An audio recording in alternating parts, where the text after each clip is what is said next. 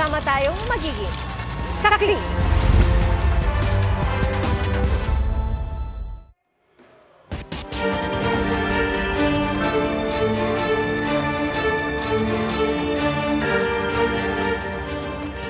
Sa kauna-unahang pagkakataon, sumalang sa pre-trial chamber ng International Criminal Court o ICC ang isang dating Asian head of state. Pasado alas 9 ng gabi dito sa Pilipinas, humarap sa pamamagitan ng video link si dating Pangulong Rodrigo Duterte na nasa detention center ng ICC. Mahaba raw ang biyahe ng dating Pangulo at malaki ang time difference, kaya hindi na siya personal na pinaharap sa pre-trial chamber 1.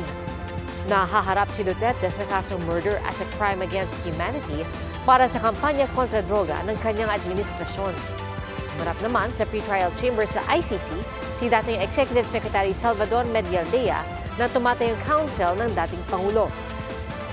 Sa initial appearance hearing, binerify ng mga judge ang pagkakakilanlan ng dating Pangulo at ipinagbigay alam ng pre-trial chamber ang mga reklamo laban kay Duterte.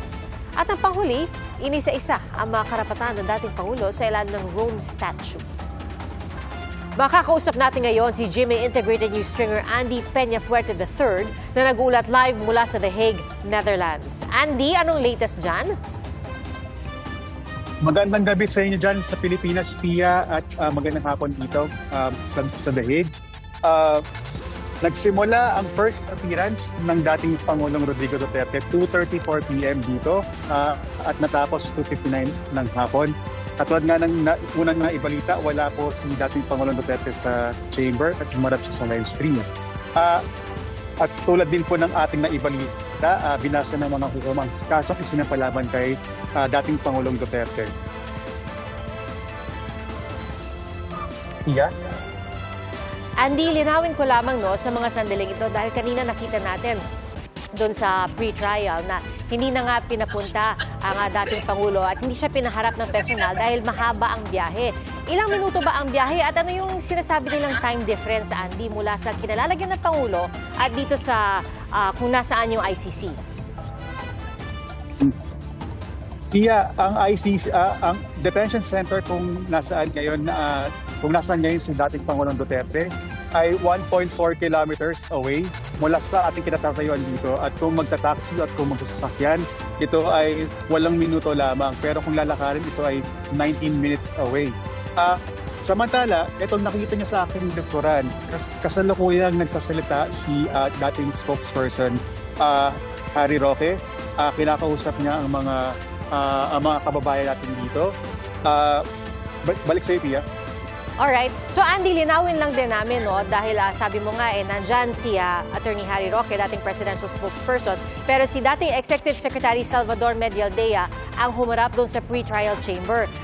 Si Attorney Harry Roque ba ay tatayuring legal counsel ng Pangulo kasama ni dating Executive Secretary Medialdea? Sa ating initial na impormasyon, nung nakausap natin si Attorney Roque pagkatapos nung first appearance, kinumpirma niya na napagbigyan ng kanilang hiling na siya yung nakasama doon sa legal counsel. Iyan po ay base doon sa initial na informasyon na sinabi sa atin kanina ni spokesperson Harry Roque. At kanina rin po, nung ulat ko sa 24 oras, sinabi natin na sinusubukan po nilang makita ang dating Pangulo. Kinumpirma po ni Roque na hindi po nila nakita ang dating Pangulo nung bumisita sila sa penitentiary dito sa may ICC detention center kanina. So ngayon lang daw sila nakakuha ng go signal o ngayon lang daw sila pinayagan ng korte. So inaasahan natin na sa anumang oras ngayon makikita nila ang dating Pangulo. At ayon din kay Attorney Roque, priority raw nila ay makita ni VP Sara Duterte ang kanyang ama. Alright, so Andy, ibig sabihin kasama na dyan sa mga makikipag-usap kay dating Pangulong Duterte, sina Vice President Sara Duterte, ang kanya anak, si Attorney Harry Roque. Kasama rin ba si Senator Robin Padilla dahil kasama rin siyang dumating ni Vice President Duterte? Tama ka dyan, Pia, kasama dito sa ICC si Senator Robin Padilla. Sa ngayon, inaalam pa natin kung sila ba ay papunta ng detention center dahil siguro mga 10 minutes ago lumabas si VP Sara doon sa exit ng security registration area. At ngayon nasa likod natin si Attorney Harry Roque. So nakatanggap tayo ng ulat ng alas 5 ng hapon na magkakaroon sila ng press brief ng media interview. So aantabayan na natin na magiging update nila. Alright, abangan rin namin yan, Andy, no, para malaman din natin kung ano yung magiging paghahanda nila dahil ang itinakda ng ICC na susunod na hearing ay sa Setyembre pa. So medyo mahaba-haba yung kanilang panahon para makapaghanda. At syempre gusto natin malaman kung ibig ba sabihin nito halimbawa si Vice President Duterte pati na yung mga legal counsel ni dating Pangulong Duterte ay hindi naaalis mula dyan sa The Hague sa Netherlands. Pero Andy, alam ko sa pagbabantay mo dyan, marami kang mga nakakasalamuha at nakikita na mga kababayan natin ng mga Pilipino. May iba na sumusuporta, may iba rin na tutol, no, sa may ibang sumusuporta kay Pangulong Duterte at yung iba naman sumusuporta sa naging hakbang ng ICC. Nagkakaroon ba ng tensyon sa pagitan ng mga grupong nandyan sa labas ng The Hague o ng ICC? Sa ngayon, nung bago tayo pumasok dun sa chamber, yung mga taga-suporta ni dating Pangulong Duterte, nung narinig nila na paparating dito yung mga kontra, yung mga tutol kay dating Pangulong Duterte, dahil sila ay nagsasagawa ng kilos protesta, marami doon sa mga taga-suporta na nagsabi na keep calm, maging kalmado. Samantala, wala tayong nabalitaan na nagkaroon ng promosyon laban sa magkabilang kampo. Andy, pahuling tanong na lamang dahil alam natin na gaya ng nabanggit natin si dating Pangulong Duterte ay ang unang Asian head of state na paghadinan ng arrest warrant ng ICC. Kamusta naman yung international coverage na nakikita mo dyan sa The Hague dahil siya nga ay dating Pangulo ng Pilipinas at syempre nakikita rin natin na may iba pang mga international news agencies na nariyan. Tama ka dyan, Pia. Marami tayong mga colleagues o mga kasama sa international media na nandito. Marami tayong mga nakausap sa local media na ang sabi nila ay malaking bagay raw ito ngayon dahil nga unang Asian head of state na lilitisin dito sa ICC si Pangulong Duterte. Meron tayong mga nakausap na mga kawani ng media mula sa Asia pero dito nakabase sa Europa at ganun din ang sinabi nila sa atin. So inatabayanan din ng ating mga kasama sa media internationally ang magiging takbo ng paglilitis dito kay dating Pangulong Rodrigo Duterte. Alright, Andy, makikibalita ulit kami sa iyo. Maraming salamat sa iyo, GMA Integrated News Stinger, Andy Peñafuerte III. Mga kapuso, nagtungo si Vice President Sara Duterte sa International Criminal Court para hilingin na makita ang amang si dating Pangulong Rodrigo Duterte bago ang pagharap nito sa pre-trial chamber. Saksi, si Ian Cruz. Bago ang pagharap ni dating Pangulong Rodrigo Duterte sa pre-trial chamber ng International Criminal Court, nagpunta sa ICC ang kanyang anak na si Vice President Sara Duterte. Kasama niya sina Senador Robin Padilla at Attorney Harry Roque. Yesterday, there was a conference with lawyers and we are here right now trying to access the former president. May mga dahilan kami pero susubukan namin ipaliban itong kauna-unahang pagdinig na ito. No? Pero itong dahilan namin ay pribadong ipararating. Sa puntong yon, hindi pa raw nila nakikita si Duterte. Kahit ang bise ay hindi pa raw nakikita ang ama. Hindi pa namin nakikita ang dating presidente. Buong araw, kahapon, hindi siya nakita dahil di umano siya ay binigyan ng medical examination. So ngayon pa lang, ang problema dito sa ICC ay daming papel bago mo makita. So we have just submitted the form to visit him. Ang priority ko is to make sure makita muna silang magkama. Kung pagbibigyan daw ng korte, 3 ang magiging abogado ng dating Pangulo. Pero sa ngayon, sabi ni Roque, si dating Executive Secretary Salvador Mejaldea pa lang ang kinikilalang abogado ni Duterte. Sa isang sulat sa ICC, itinalaga ni Duterte si Mejaldea bilang isa sa kanyang abogado sa pagdinig ng ICC. Siya rin ang itinalaga ng dating Pangulo na umalalay sa kanya sa pagharap niya sa pre-trial chamber. Hiningi rin ni Duterte ang tulong ng Office of Public Counsel for the Defense ayon sa bumisita sa kanyang mga kinatawan ng registry. Kahapon, nagpunta sa The Hague Penitentiary Institution si Mijaldea, pero sinabi umano ng reception staff na walang Rodrigo Duterte roon. Where are Carlos, where he is right now? Nauna nang sinabi ni Mijaldea na hiniling nila sa ICC na madala sa ospital ang dating Pangulo dahil sa kanyang kondisyong pangkalusugan. Kasunod nito ay tiniyak ng International Criminal Court o ICC na nasa kustodiyan nila si Duterte. Dinala ito sa kanilang detention center matapos ang lahat ng medical check. Sabi ng tagapagsalita ng ICC, standard practice ang mahakbang para protektahan ang kalusugan at kapakanan ng suspect na nasa kanilang kustodiya. Well, yan nga po yung kagandahan ng ICC kasi talagang intrinsic part po yung due process, yung right to fair trial at right to an accused. Sa tulong din ng ICC, ay tinawagan ni Duterte ang Embahada ng Pilipinas para magpatulong na mabisita siya ng abogado at kaanak. Ipinarating na ito ng Embahada sa ICC. Nauna nang sinabi ni Pangulong Bongbong Marcos na ang pagkakaaresto kay Duterte ay hindi pakikipagtulungan sa ICC, kundi pagtupad sa obligasyon sa Interpol na nagpatupad ng arrest warrant.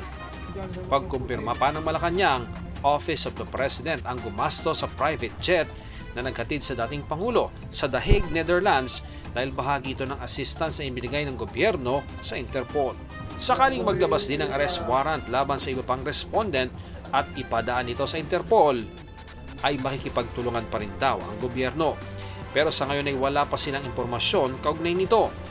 Sa isang panayam ng CLTV 36, sinabi ni dating PNP Chief Oscar Albayalde na umaasa siyang poprotektahan ng gobyerno. Umaasa din naman tayo sa ating gobyerno, no? Kasi para proteksyonan po tayo.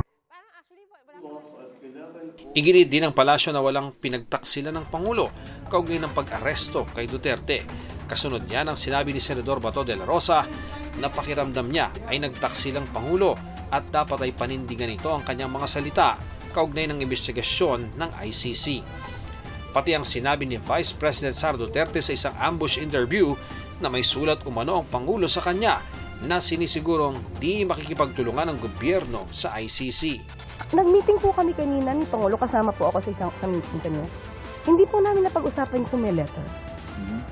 So, kung patungkol naman po kay Senator Bato, ang betrayal po sa isang tao, kung siya naman po ay naaakusahan, hindi po ito masasabing isang issue. Mas dapat po na ang Pangulo, ang gobyerno, ay hindi nagbe-betray sa batas. Hindi siya nagbe-betray kung anong interes ng bansa.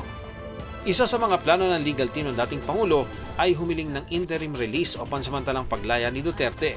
Sabi ni Attorney Joel Butuyan, isa sa 5 Pilipinong nasa list of counsel ng ICC, may mga kondisyon ng aplikasyon para rito. Consideration kung mag-escape siya. No?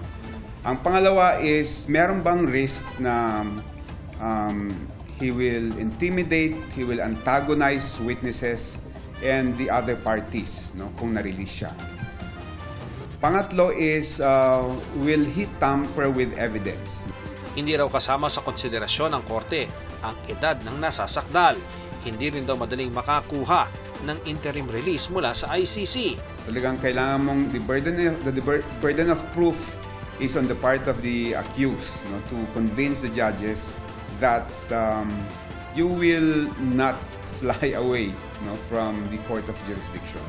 Pero sakaling mapagkalooban ng interim release, tila malabo rin daw na makauwi siya basta-basta sa bansa. Ang isa sa misis ng napatay sa war on drugs noong 2017, umaasang makakatestigo sila ng personal sa ICC para marinig mismo ng dating Pangulo ang kanilang sasabihin. Mensahe niya sa dating Pangulo: sana po walang oplan tukhang. Buhay pa po sana yung asawa ko. Buhay pa po sana yung maraming naging biktima ng polisiya nila.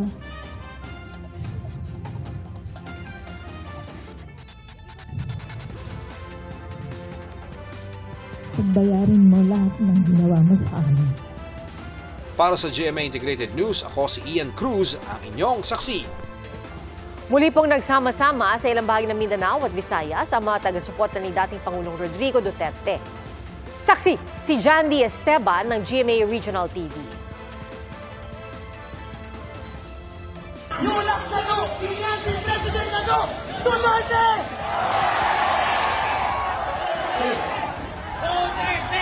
Libo-libo ang nakiisa sa peace rally sa Jolo, Sulu bilang pagpapakita ng suporta kay dating Pangulong Rodrigo Duterte na nakakulong sa the Netherlands. May mga nagmarcha rin sa Bugao, Tawi-Tawi para hilingin na mapauwi na sa bansa ang dating Pangulo. May mga nagtipon din sa Isabela City sa Basilan. Gayon din sa Zamboanga del Sur kung saan nagpailaw ng mga flashlight at nag-alay pa ng kanta. Gabi-gabi rin ang prayer rally sa Davao City. Patuloy nilang pinapanawagan na maiuwi na sa Pilipinas ang dating Pangulo. May mga Duterte supporters ding nagprotesta sa Iligan City at nagsunog pa ng ilang larawan ni Pangulong Bongbong Marcos. Sa Mandaue City sa Cebu, daan-daan ang dumalo sa candlelighting at interfaith prayer para ipanalangin ang dating Pangulo. All government authority resides in the people. We believe in the power of the people, not the people in power. Para sa GMA Integrated News, ako si Jandy Esteban ng GMA Regional TV, ang inyong saksi.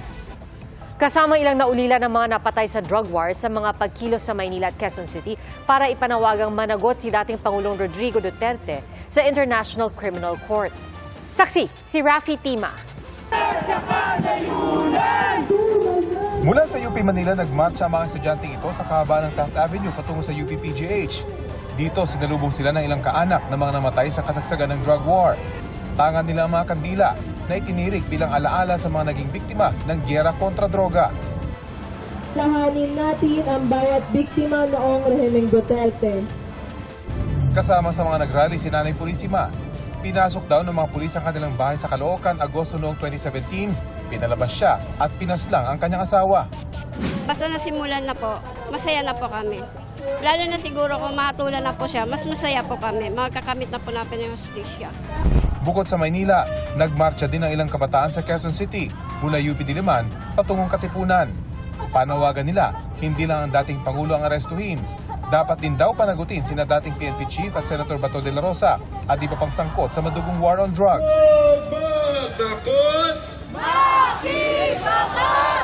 Ang mga ganitong pagkilos, asahan daw na magtutuloy-tuloy hanggang sa magsimula ng mismong paglilitis at paghatol sa dating Pangulo.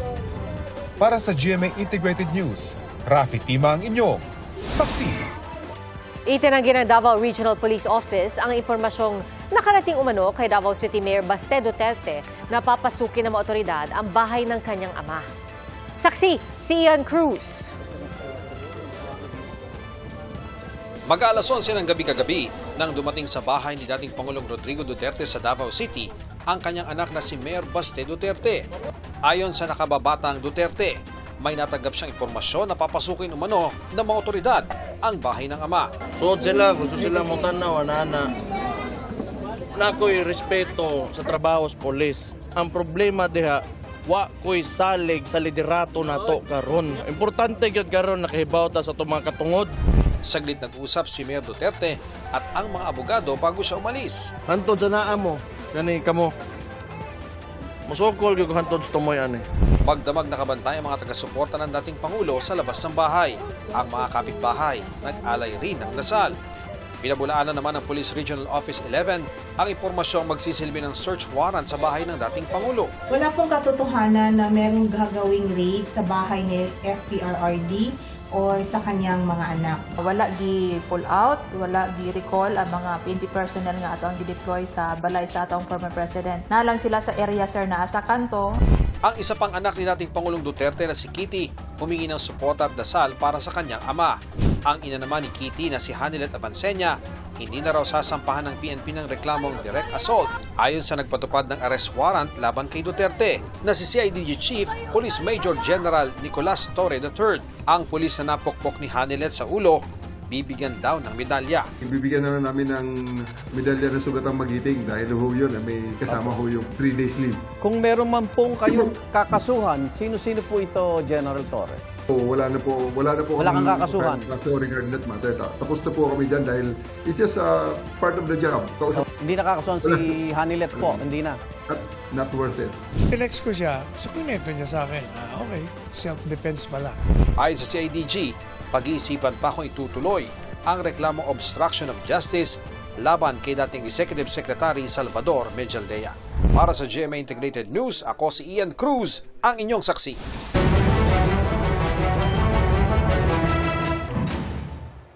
Tatlong daang residente ang nasunugan sa Baseco Compound sa Maynila. Damay pati ilang pwesto sa palengke. Saksi, si Katrina Son. Naglalagablab na apoy ang tumupok sa mga bahay at ilang pwesto sa palengke sa Block 15B, Market Side Baseco Compound, Port Area, Maynila. Sumiklab ang sunog pasado alas 4 ng hapon. Sa bilis ng pagkalat ng apoy, agad itinaas ang sunog sa second alarm bandang 4:29 p.m. Di makapaniwala sa nangyari si Karen nang makita ang apoy. Tulog daw ang kanilang pamilya nang mangyari ang insidente. Naggising na lang umano siya dahil sa init. Yung electric fan, patay sinde. Nagbapatay, tapos magbubukas. Tapos po, ginawa ko tumayo kasi amoy kuryente po. Tapos pagtingin ko po dun sa may bintana, umuusok na sa may bubong. Nakita na lang niya na umaapoy na ang kable na nakapatong sa kanilang bubong. Kaya agad daw niyang ginising ang mga kaanak. Pasalamat pa rin sa itaas kasi ligtas kami lahat. Wala namang napahamak. Yun nga lang, wala kami naligtas. 7 pwesto sa palengke ng anak at apo ni Benita ang natupok ng apoy. Baga sa tanggap ko na ganun talaga ang buhay. Bangon uli. Ganun ang kailangan gawin natin. Hindi yung magmukmuk tayo, magulap. Emosyonal naman ang isa pang residente. Hindi naman po natin alam na mangyayari po yun. Mga gatas ng apo ko, mga damit, nagkandasunog. Ay, wala mang naligtas. Sa inisyal na investigasyon ng BFP, umabot sa 50,000 pesos ang halaga ng pinsala. 50 istruktura ang natupok at nasa 150 naman na pamilya ang mga nasunugan o 300 individuals. Pagpasok pa lang po talaga ng Baseco, medyo andyan po yung mga truck natin na pinagbumulan ng isang traffic dyan. Makikot ang mga daan natin. Isa po sa mga obstruction niya sa fire operation. Idiniklara namang fire out ang sunog kaninang 6:15 p.m. Wala namang nasaktan. Lagi po tayong mag-ingat, iwasan po natin paggamit ng mga octopus connection. Siguraduhin po natin may ICC, yung mga electrical equipment natin gagamitin. Para sa GMA Integrated News, ako si Katrina Son, ang inyong saksi. Nasunog ang bahagi ng isang pagawaan ng paputok sa Santa Maria, Bulacan. Mag-alas 5 ng hapon nang sumiklab ang sunog sa Sitio Manggahan, Barangay Pulong, Buhangin. Sa inisyal na investigasyon ng mga pulis, nagkaroon ng maliit na sunog sa damuhan malapit sa lugar. Umabot daw ito sa bahagi ng pagawaan kung saan inihahanda ang mga produktong papel na ginagamit sa paputok. Naapula naman ang sunog bago pa dumating ang mga bumbero. Wala namang nasaktan at patuloy ang investigasyon. Sugatan ng isang mag-asawa nang sumabog ang tangke ng LPG sa kanilang bahay. Kasamang nasunog ang pera ng kanilang anak. Saksi, si James Agustin. Ginulat ng pagsabog ang mga taga-BFD compound sa Barangay Central, Quezon City pasado alas 2 sa madaling araw kanina. Ang kasunod na, sunog na tumagal na mahigit 30 minuto. Nagulat na lang ako na sumabog bigla. Di nagsigawan dun sa kabila. Kami naman, lumabas na rin kami. Sinilip ko muna. Tapos maya-maya, sumabog na naman ulit. Ayun, tatakbuhan na kami palabas. Tapos paglabas namin, malakas na yung apoy. Nasunog ang isang bahay na may 2 palapag. Batay sa inisyal na imbestigasyon, nagluluto ang mag-asawang nakatira roon nang sumabog umano ang kanilang LPG tank. Dinala sila sa ospital matapos magtamo ng lapnos sa braso at kamay, ayon sa QC Fire Department. Kasamang nasunog ang pera ng isa nilang anak na hindi muna nagbigay ng pahayag. Ilang damit lang ang naisalba nila. Patuloy ang imbestigasyon sa sanhi ng sunog. Kasama sa safety tips mula sa Department of Energy at Bureau of Fire Protection, ang pagbili ng LPG tank na nasa maayos na kalagayan. Dapat nakikita ang mga detalye gaya ng brand name at date of manufacture at i-check ang valve seal bago bilhin. Hindi dapat ibinabagsak ang LPG tank kapag inililipat. Ilagay ito sa bahagi ng bahay na may maayos na ventilasyon Itayo lang ito ng diretso at hindi dapat nakatagilid. Bantayan ito kapag nakabukas at isara kapag hindi ginagamit. Sakaling magka-gas leak, agad apulahin ang apoy sa paligid. Isara ang regulator switch. Huwag gumamit ng telepono o anumang electronic switch malapit sa gas leak. Buksan ang mga pinto at bintana para lumabas ang gas. Kung matindi ang gas leak o kung nag-aalinlangan, lumabas ng bahay at tumawag sa fire station. Para sa GMA Integrated News, ako si James Agustin, ang inyong saksi. Tumaginit ang isang armored van matapos nitong makabanggaan ng isang bus sa Quezon Avenue sa Quezon City ngayong gabi. Nagdulot ito ng pagbagal ng trapiko. Wala na italang sugatan sa insidente. Nagsagawa agad ng clearing operations sa pinangyarihan na aksidente. At sa mga oras na ito, natanggal ng armored van sa lugar. Hanggang 43 degrees Celsius ang heat index na naranasan sa ilang bahagi ng bansa kanina. At sa susunod na linggo naman, inaasahang mas mararamdaman ng amihan. Saksi si Oscar Oida. Oo eh. Nakakabudol dahil mukhang masagana sa malayo ang maisang ito sa South Cotabato. Pero pag sinipat ng malapitan, tatambad ang mga tuyong dahon dahil sa sobrang init. Halos 2 linggo pang walang ulan, kaya tuyo ang mga kanal at irigasyon na ikinababahala ng mga magsasaka dahil nagsisimula na sanang mamuo ang mga bunga ng mga tanim nila. Nagbawas na sila ng tanim, habang 24 oras na ang pagpapaandar ng water pump para sa patubig. Ngayong araw na ito, umabot na sa danger level ang heat index sa Dagupan, Pangasinan, Apari, Cagayan at Zamboanga City. Pinakamainit ang 43 degrees Celsius sa huli.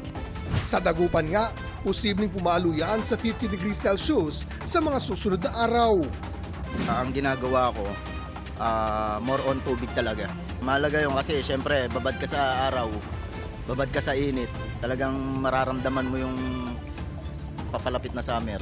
Kung mapapansin natin yung mga usually na nasa danger level ng mga lugar, ito yung mga lugar na coastal areas.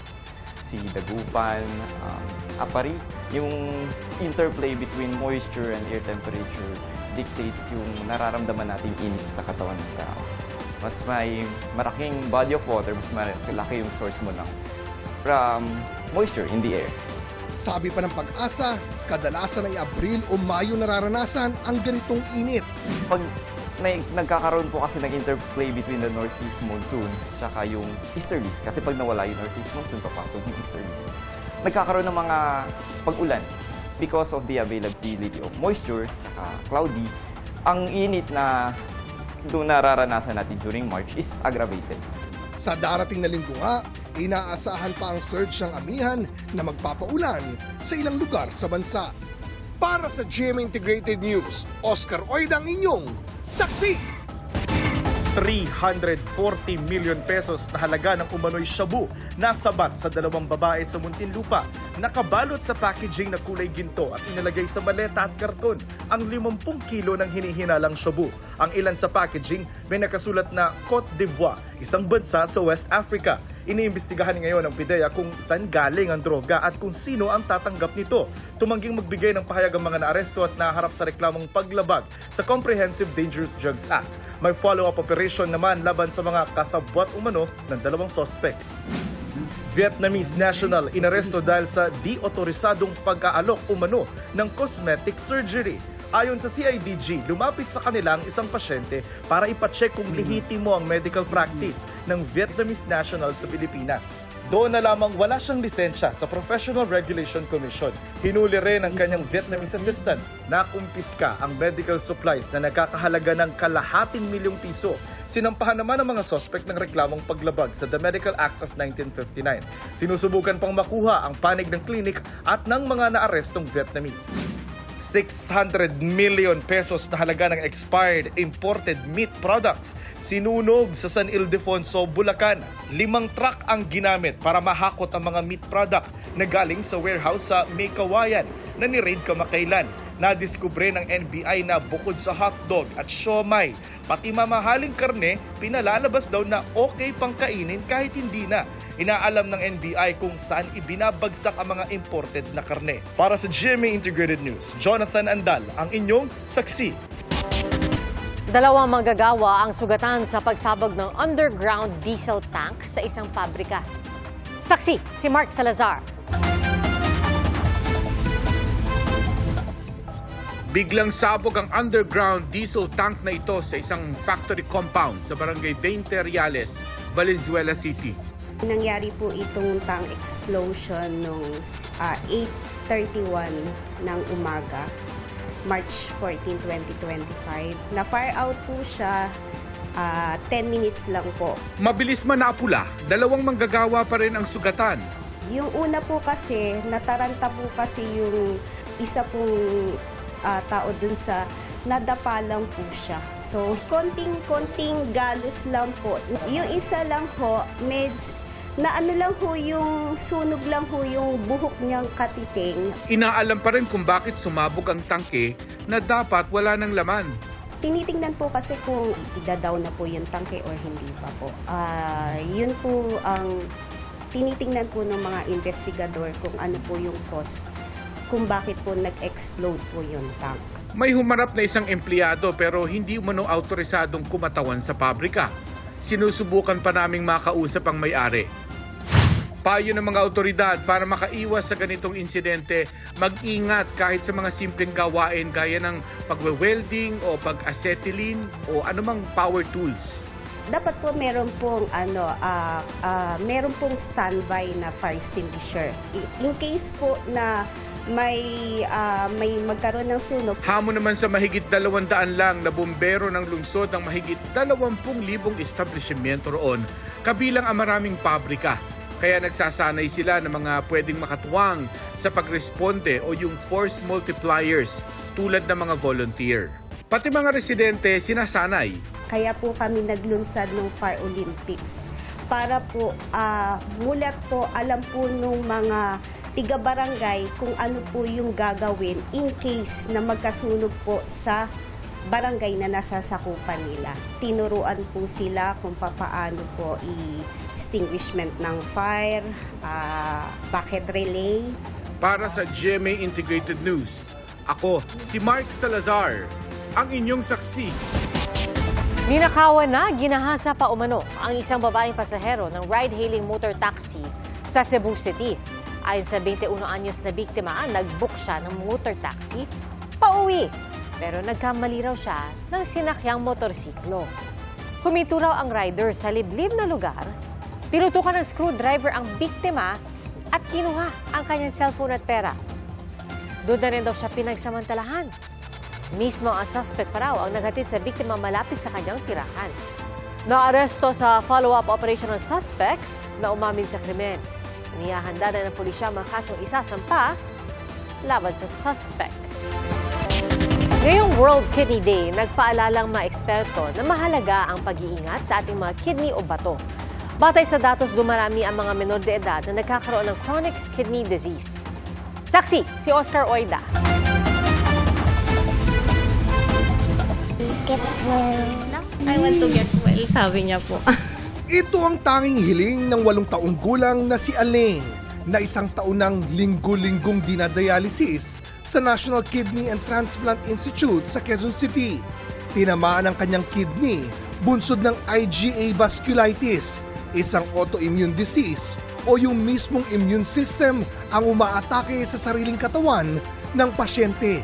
Kailangan na niya i-kidney transplant, pero Inuuna na makontrol muna yung autoimmune niya. Kasi medyo mas active talaga yung autoimmune niya. So, hindi pa rin siya hindi siya para kasi mag-transplant. Dapat po stable siya. Kaso lahat po nung niya kasi hindi pa stable. Naalarma raw ang NKTI sa dumaraming kabataang nakakaranas ng chronic kidney disease. Sa mahigit 6,000 na naitalang may chronic kidney disease ngayong taon sa bansa, nasa 1,900 ang edad 19 pababa. Actually, meron na tayong mga 5,000 pediatric patients na nagdadialysis ngayon. Meron kaming nagdadialysis na mga 2 years old. Pero dyan sa katulad nung may mga sakit sa puso na naoperahan. Malaki raw ang kinalaman nito sa lifestyle ng isang bata. Mga kinakain, lalo kung mahilig sa junk food at maalat na pagkain. Yung iba, may history daw ng pamamaga ng kidney o kaya kulang sa exercise. Kasi ngayon ang kabataan mahilig sa gadgets, nakaupo lang sila. So karamihan sa kanila ay matataba, so obese sila. Sa paggunita ng World Kidney Day, bumisita ang mga doktor ng NKTI sa mga paaralan para magpaalala tungkol sa pag-iingat sa ating mga kidney. Kasama nila ang mascot na si Kit, ang batang kidney. Kadalasang senyales ng pagkakaroon ng sakit sa bato ang pamamanas, pagtaas ng BP kahit bata pa, pagiging underweight o overweight, ihing may dugo o kulay tsaa, at malimit na impeksyon o UTI. Para mapangalagaan ang ating mga kidney, kumain ng pagkaing high in fiber tulad ng gulay at prutas, uminom ng sapat na dami ng tubig at mag-ehersisyo. Para sa GMA Integrated News, Oscar Oida ang inyong saksi!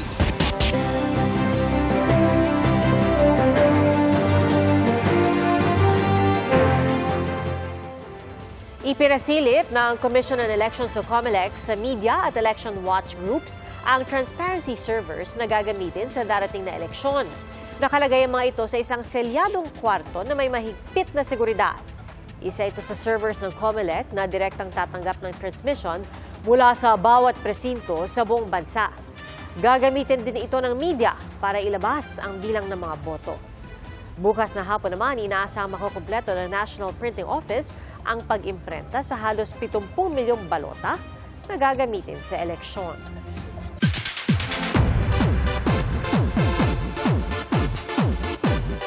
Abala si Kylene Alcantara sa iba't ibang projects para sa kanyang dream house.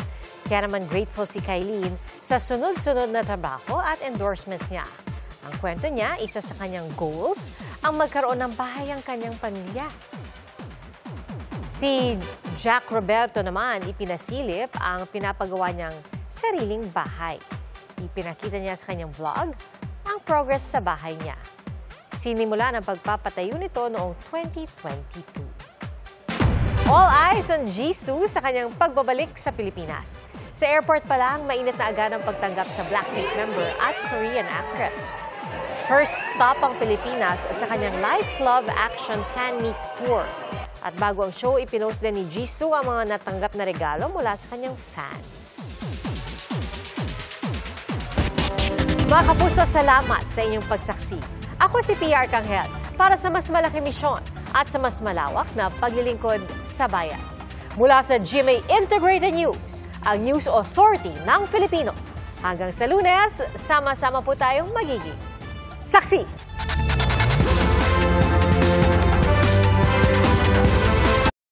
Mga kapuso, maging una sa saksi. Mag-subscribe sa GMA Integrated News sa YouTube para sa iba't ibang balita.